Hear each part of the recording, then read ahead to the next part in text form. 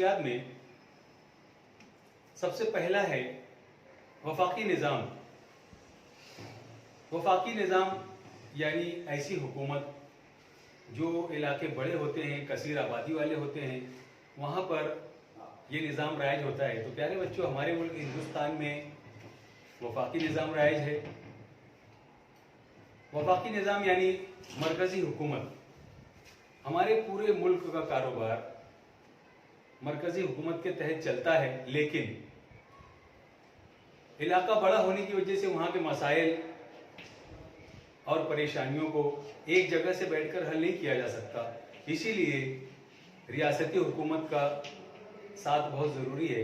इसीलिए वफाकी निज़ाम के अंदर हुकूमत 2 सतहों पर होती है। प्यारे बच्चों, आप जानते हैं कि हमारी रियासत महाराष्ट्र है और रियासत महाराष्ट्र में रियासती हुकूमत है। तो मरकज़ी हुकूमत और रियासती हुकूमत ये आपस में मिलकर कामकाज देखती है और आने वाले मसाइल को हल करती है।